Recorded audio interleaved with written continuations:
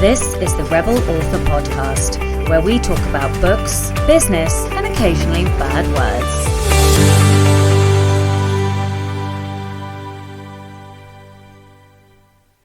Hello, everybody. Welcome to the Rebel Author Podcast, episode 9, and happy fucking New Year. It is a new year, and, ladies and gentlemen, a new decade. What? Can you believe that we are in a new... Does anybody else feel as old as I do right now? Because, wow, the millennium does not feel that long ago. It was 20 fucking years ago. What? That is outrageous. Anyway, I hope you are listening amongst your hangovers and sleep-deprived brains, and nobody's vomiting whilst listening, and if you are, make sure you reach the bowl. I hope you've all had a fantastic Christmas and a wonderful New Year. Today, I have something special. This is a surprise episode. Well, it's not a surprise episode because we all knew episode 9 was coming. But it's a surprise because it's not an interview episode. Today is a solo show from me. And hopefully you're not all going to turn off. However, next week, normal service will return and I will be interviewing YouTube sensation Jenna Moreci. So if I'm not interviewing anyone today, what the hell is this show? Well, in a bid to be more accountable and transparent, and also, let's be real, give me a bit of a kick up the arse, I'm going to try a new thing. I'm going to run a quarterly solo show. It's going to be a short show because I nearly said shit show then. This is going so well, Sacha, so well. Anyway, it's going to be a short show because mostly it's just me talking, but also because it's going to be highly specific. I am going to be confessing my quarterly projects, or goals, if you want to call them goals, and then come the end of the quarter, I'm going to confess the progress, or not, that I've made towards them. I'm sorry about the windy, hoovery, hairdryery sounds in the background. Hopefully those will have stopped now. My wife was drying her hair. And I'm amazed that my mic picked it up because it was definitely downstairs. So go mic. Anyway, where was I? Right, yes. So last time I asked listeners about their reading goals for 2019, and it was kind of an inadvertent question. I didn't entirely mean to ask it. I mean, I did obviously mean to ask it. But anyway, loads of you tweeted or commented and that made my day. So thanks, guys. I am going to make a thing out of this every single episode. I'm going to frame a question, probably around the episode, or perhaps maybe something thoughtful that I have thought about during the episode, or whatever. And if I get responses, then I will give some of them some shout outs.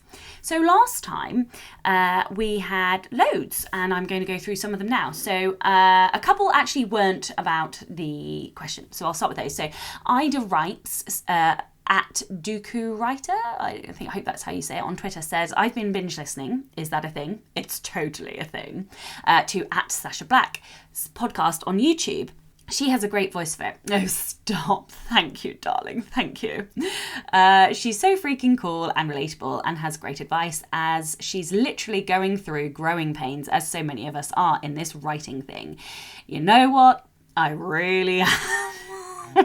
And I hope that I am honest and transparent enough that you guys can see both the highs and the lows as I do go through this whole writing thing, and hopefully you can learn from my fuck-ups. So thank you, Ida. That was really great. Also, yes, if you didn't know, I do post all of my podcast episodes onto YouTube. I did have a bit of a duplicate posting issue that's now been sorted out because I have a new podcast provider. I'm now with Podbean. Shout out for Podbean. But hopefully those will all be fine now. So if you would like to listen to the podcast on YouTube, you can. Just type in Sacha Black and you should be able to find me. Next in, Val Neal talks about the last episode also, and she says your rant about December at the beginning had me laughing my ass off. Thank you, Val. I'm glad that my pain and misery around Christmas makes you laugh. She also continued to say she doesn't have Goodreads and she can't remember how many books I've had, as she starts and stops so many. Yeah, I think as I get older, I start and stop a lot more books than I used to. I have been trying, to finish books, but the older I get, the more conscious of my mortality I am, and the less time I have to read before I die. So, don't read shit books. Anyway, moving on. Amy Sund says, I think I have a Goodreads goal of 25 and I'm done with 23, with 2 more in progress, so I should meet my goal. Wicked. I don't think I started the Goodreads app until April or something though. Okay, yeah, so it's not going to track them all. And Goodreads doesn't count beta reads or ARCs either, so I know I'm actually over 25. I love how Goodreads keeps track and the shelves so that I can see what I've shelved for later, which is no small list. Mine neither. And also, I really hate that Goodreads won't allow you to upload unpublished manuscripts, because I've read a whole shitload of those and they don't count towards my goal, which is painful. Anyway, next one. Tim Seabrook says, I had my usual goal of 100, which is insane, and I've only hit 84. Only, like, that's a small number. Plus 2 unpublished, though a lot more of my time this year has been on writing instead of just reading. And at the end of the day, that is super, super important. Yes, we should be reading, but we also have to write the damn book. Otherwise, we have nothing to publish. Writing and reading should always be in some kind of a balance. Okay, Ritu says, I am at, wait for this, guys. That's a drum roll. 140 read of a 50 book target. What? I need some kind of sound effect now for my mind imploding. Plus a few unpublished reads as a beta reader. There's nothing I can say to that. It's insane. Well done, that girl. Okay, Edwin Downward tweeted me and said, you asked about reading goals for the year. I use Goodreads to track my reading, and unfortunately will once again fall short of my 30 books target. However, he did read several books that he recommended, and I have put those on my TBR, or I definitely put one of them on my TBR. Anyway, so thank you to Edwin. Okay, so before we go on with my confessions, I wanted to invite a mini guest onto the podcast. So, ladies and gentlemen, please welcome Atlas to the show. Atlas, welcome to my show, darling boy. Hello, boo. You cheeky monkey. Are you saying naughty words? Are you saying poo-poo? Okay, well, thank you very much for coming on my show. Would you like to say something to my listeners about 2020 next year? Good luck for your writing for 2020. Good boy. Well, ladies and gentlemen, I hope you enjoyed the musings from my 6-year-old. Okay, on to my first quarter 2020 projects. I am nervous to admit to these because, this is a public forum, and if I don't hit them, well, shame on me. However, I have 19 goals. Yes, I'm fully aware that sounds like an awful lot, but not all of them are enormous. So, look, fuck it. I'm just going to have a go and see how accountable this makes me feel and whether or not it works as a, forum. So, okay, here we go. Right, number 1. I need to finish and publish The Anatomy of Prose. The Anatomy of Prose is my next non-fiction book at the time of recording this, which is the 22nd of December. I am 47,000 words into what I think will be a 67,000 word manuscript. So I'm pretty close to the end. And that also means number 2 project is finishing, by finish I mean start, but start, edit and finish the Anatomy of Prose workbook. So I always publish those two together. So those are my first two. The third goal, which goes I'm not calling them goals, I'm calling them projects. When they're goals, I like to rebel against them. So these are my projects, Sacha. So project 3 is to record, edit and master and publish the Anatomy of Prose audiobook. So essentially before Christmas I thought I was going to record the villains one, but I've decided actually it makes more sense to go with the books that I'm writing now and then work backwards. So I'll be doing prose and then I'll go back and do the audiobook for villains. Number 4 is to finish and publish Trey, which is the third book in my young adult fantasy series. Now, I'm 75,000 words through this manuscript. And I suspect it will probably be another 15 or so thousand. So, in the first 3 months thus far, we're probably only looking at a total of 35. Look at me trying to do maths. There's probably about 50,000 words. So I don't think that's excessive. Next in, number 5. God, this is so embarrassing. This shows how fucking awful I am at maths. I'm not even counting. Anyway, right, number 5. Okay, I want to write an exclusive epilogue that goes after the end of Keepers, for my readers as a reader magnet for my fiction readers. So I need to do that. And number 6 will be to get a cover to go with that. And number 7 is publish it. So that will be all of the re-editing, the autoresponders and everything that goes along that. So those are... I've forgotten the number again. What number was I on? 7. Let me count. I think it was 7. So yes. Okay, number 8. I do some freelance work and I am the conference and blog manager for the Alliance of Independent Authors. And every spring and fall I run their self-publishing advice conference. So that will come into this quarter. So yeah, do the spring self-publishing advice conference. Number 9. I need to put numbers next to these. Number 9. I have a terrible habit of wasting an hour in the morning. So I drop my son at school and usually, like I'm up early enough, but okay, like maybe 50% of the time I'm home by 8 a.m. Christ God, I'm already confessing so many things on this freaking podcast. Maybe I'm not going to do this again. Anyway, right, so I get home on a good day, 8 a.m. However, it's usually 9 or 9:30 before I'm really putting my head into the books. So I want to stop that and I want to be productive and have something to show for that first hour in the morning. So here's me putting my hands up and going... You procrastinate and need to stop. And I'm going to do something about that in the first quarter of 2020. What number is this? Is this... I'm going to go with number 10. I think this is number 10.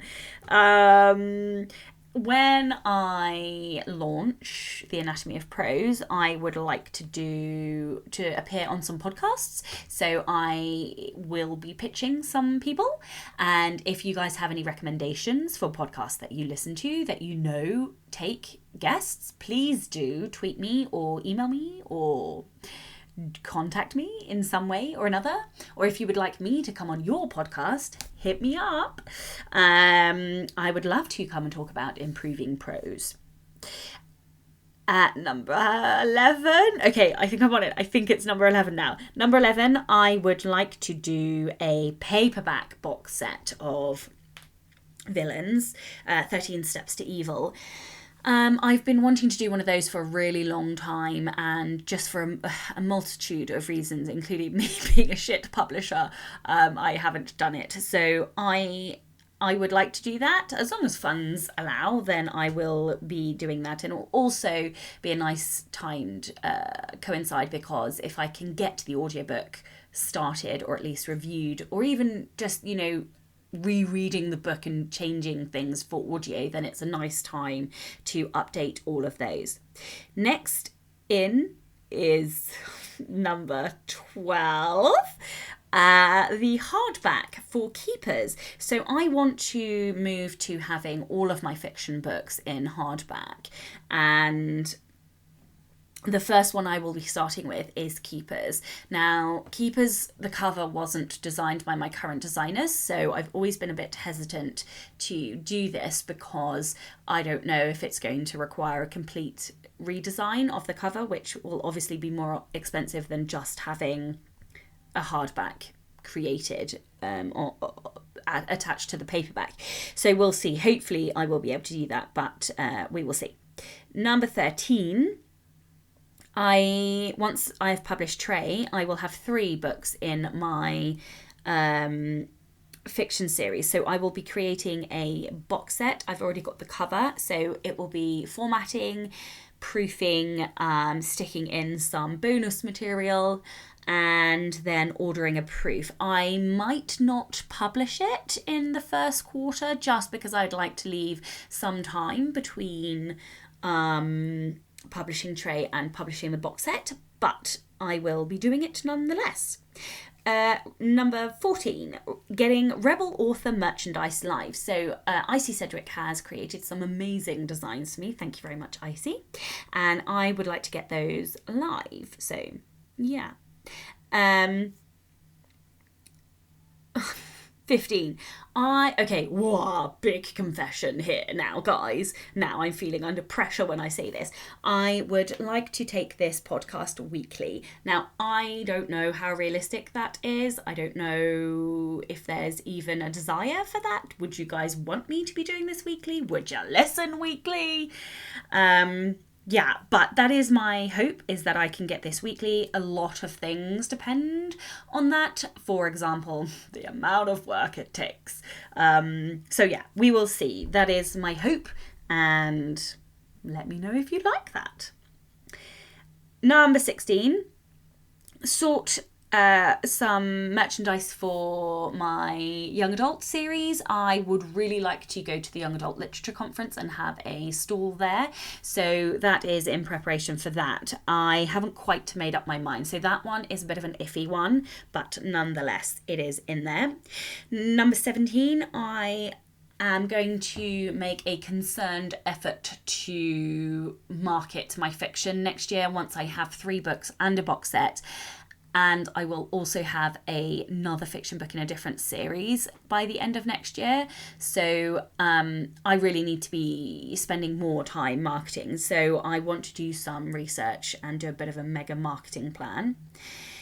So that was 17, I think. Number 18, finish an Instagram course that I purchased a little while ago.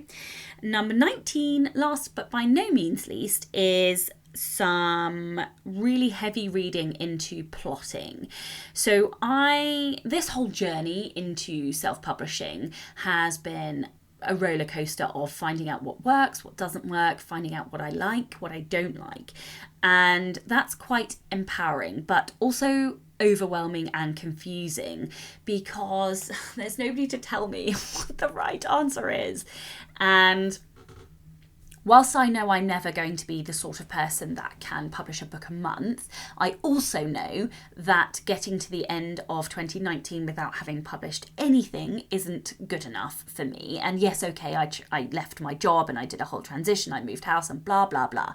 But I would like to be faster than I am. And I'm happy saying that. I don't think that's an unrealistic expectation. And that's sort of the reason I also said about the 8 a.m. to 9 a.m. accountability and making sure I am productive in that hour.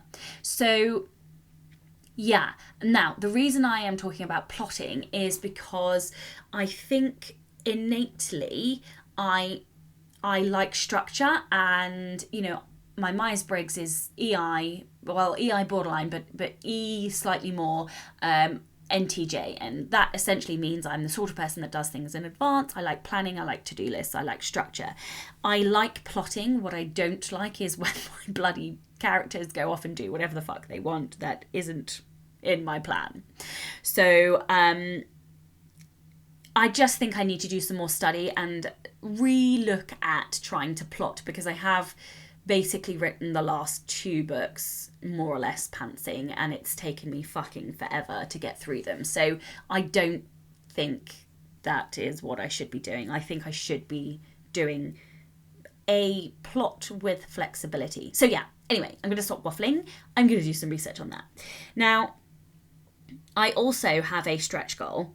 Originally, this was in my quarterly goals, which made me have 20, but also I don't really want to burn out. So I put this as a stretch goal, and it will be a quarter 2 goal if I don't get it done. But I would like to start drafting The Scent of Death, if I can, in quarter 1. That is the fiction book I mentioned. That is in a different series that I've just had the cover done, and it's amazing. Okay, I think that's it. Those are my quarterly goals. I have confessed my goals. No, fuck, they're not. They're my quarterly projects. Projects, Sacha, god damn it. They are my quarterly projects. And I think that wraps up this episode. My question to you, so my question of the week, because there is another episode next week. My question to you is, what are your quarterly goals? Or if you don't have quarterly goals and you have annual goals, then tell me your annual goals, and I will give some of them a shout out next week. God, next week? Oh, I could get used to that. Okay, bye guys. Don't forget to tune in and subscribe on your podcatcher. And when you have a moment, please leave a review.